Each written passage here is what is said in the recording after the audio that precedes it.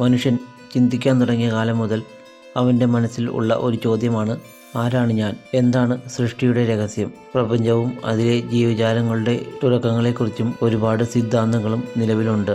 എന്തു പറഞ്ഞു വന്നാലും അത് സ്പിരിച്വാലിറ്റിയിലായാലും മെറ്റീരിയൽ ലൈഫിലായാലും കോമണായി പറയുന്ന ഒന്നാണ്, ശരീരം നശ്വരമാണ്. എപ്പോഴും മനസ്സിനെ കാത്തു സൂക്ഷിക്കുക, മനസ്സാണ് എല്ലാം എന്ന്.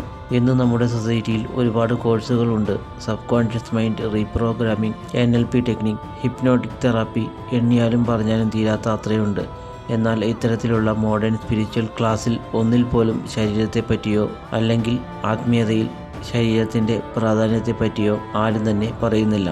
കൂണ് മുളയ്ക്കുന്നത് പോലെയാണ് യൂട്യൂബ് ചാനലുകൾ ഇപ്പോൾ മുളയ്ക്കുന്നത്. അതിൽ ആത്മീയതയെപ്പറ്റി പറയുന്ന ചാനലുകളും കുറവൊന്നുമല്ല. എന്നാൽ വളരെ കുറച്ച് ചാനലുകളിൽ മാത്രമാണ് സ്പിരിച്വാലിറ്റിയിൽ ശരീരത്തിനുള്ള പ്രാധാന്യത്തെപ്പറ്റി പറയുന്നത്. ബാക്കി എല്ലാവരും തന്നെ വെസ്റ്റേൺ തിയറികളെയാണ് മുറുകെ പിടിക്കുന്നത്.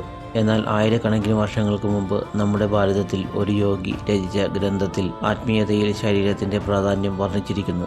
തിരുമൂലർ എന്ന സിദ്ധൻ എഴുതിയ തിരുമന്ദിരത്തിലാണ് ഈ ശ്ലോകം ഉള്ളത്. ഉടമ്പിനെ മുന്നം ഇളുക്കെൻറിരുന്നേൻ, ഉടമ്പിനുക്കുള്ളെ ഉരുപൊരിൽ കണ്ടേൻ, ഉടമ്പുളെ ഉത്തമൻ കോവിൽ കൊണ്ടാൻ എന്ന് ഉടമ്പിനെ യാൻ ഇറന്തു ഓമ്പുകിன்றേനെ. ഇതിൻ്റെ ആദ്യത്തെ വരിയുടെ അർത്ഥം എല്ലാവർക്കും തന്നെ അനുഭവമുള്ളതാണ്. ഉടമ്പിനെ മുന്നം ഇളുക്കെൻറിരുന്നേൻ, ഞാൻ ആദ്യം കരുതിയിരുന്നത് ശരീരം എന്നത് വെറും അഴുക്കു നിറഞ്ഞ ഒന്നാണ് എന്നാണ്. അതായത് മലമൂത്രാദികളും കഫവും പോലുള്ള അഴുക്കുകൾ മാത്രമുള്ള ഒരു വസ്തുവായാണ് ശരീരത്തെ ആദ്യം ഞാൻ കരുതിയിരുന്നത്. ഇതുകൊണ്ടൊക്കെ തന്നെയാണ് എല്ലാവരും ശരീരത്തിന് മുഖ്യ പ്രാധാന്യം നൽകാതിരിക്കുന്നത്. ശരീരം നശ്വരമാണ് എന്ന് പലരും പഠിപ്പിക്കുകയാണ് എല്ലാ തലമുറയെയും. ആത്മീയതയിലേക്ക് എത്തുന്ന ഏകദേശം എല്ലാവരുടെയും അവസ്ഥ ഇതുതന്നെയാണ്. വൈകിയായിരിക്കും ശരീരത്തിൻ്റെ പ്രാധാന്യം തിരിച്ചറിയുന്നത്. രണ്ടാമത്തെ വരിയിൽ ഉള്ളത് ഉടമ്പിനുക്കുള്ളെ ഉരുപൊരുൾ കണ്ടേൻ, അതായത് ശരീരത്തിനുള്ളിൽ ഉരുപൊരുൾ കണ്ടു. അതായത് ഈ അഖിലാണ്ടകോടി ബ്രഹ്മാണ്ടത്തിൻ്റെ സൃഷ്ടിയുടെയും കാരണഭൂതമായ ഒന്നിനെ ഞാൻ ശരീരത്തിനുള്ളിൽ ദർശിച്ചു. അവസാനത്തെ വരികളിൽ പറയുന്നത് ശരീരത്തിനുള്ളിൽ ജീവനായി നിലനിൽക്കുന്നത് സാക്ഷാൽ ദൈവം തന്നെയാണ് എന്നാണ്. അതിനുശേഷം ഞാൻ തിരിച്ചറിഞ്ഞു, ഈ ശരീരം എന്നത് ഒരു ക്ഷേത്രമാണ് എന്നും അത് കാത്തു സൂക്ഷിക്കേണ്ടത് എത്രമാത്രം പ്രാധാന്യം അർഹിക്കുന്നത് ആണ് എന്നും. കാരണം നമുക്ക് ഈശ്വരനെ അറിയണം എങ്കിൽ ഈ ക്ഷേത്രം നിലനിന്നേ തീരൂ.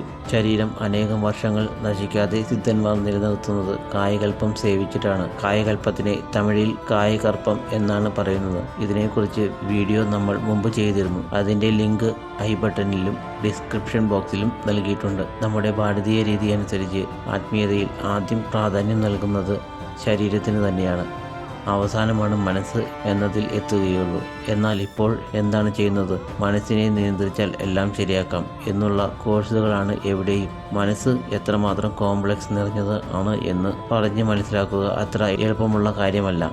ഒരു സ്വർഗം വരെ സൃഷ്ടിക്കാൻ ഉള്ള ശക്തി തൻ്റെ തപസ്സിൽ നിന്നും നേടിയെടുത്ത ആൾ ആണ് വിശ്വാമിത്ര മഹർഷി. അദ്ദേഹത്തിൻ്റെ ശക്തി വരെ ചോരുവാൻ കാരണമായത് മനസ്സിൻ്റെ ചാഞ്ചാട്ടമാണ്. പിന്നെ സാധാരണ മനുഷ്യൻ്റെ കാര്യം പറയേണ്ടതില്ലല്ലോ. ആത്മീയതയിൽ മുന്നോട്ട് പോകണമെങ്കിൽ ശരീരത്തിന് പ്രാധാന്യം കൊടുത്തേ മതിയാകൂ. നിങ്ങളുടെ പൂർവികർ ഫോളോ ചെയ്തിരുന്ന ആഹാര രീതിയും ജീവിത രീതികളും തന്നെ ഫോളോ ചെയ്യുന്നതാണ് നല്ലത്. കാരണം ആ മാറ്റം പോലും നിങ്ങളുടെ വഴിയിൽ തടസ്സമായേക്കാം. ഇതിനെപ്പറ്റി ബോഗർ സിദ്ധ പറഞ്ഞിട്ടുണ്ട്. അത് വേറൊരു വീഡിയോയിൽ സംസാരിക്കാം. ഈ ഒരു വീഡിയോ നിങ്ങൾക്ക് ഇഷ്ടമായെങ്കിൽ ലൈക്ക് ചെയ്യുക, ചാനൽ സബ്സ്ക്രൈബ് ചെയ്യുക. എല്ലാവർക്കും നന്ദി.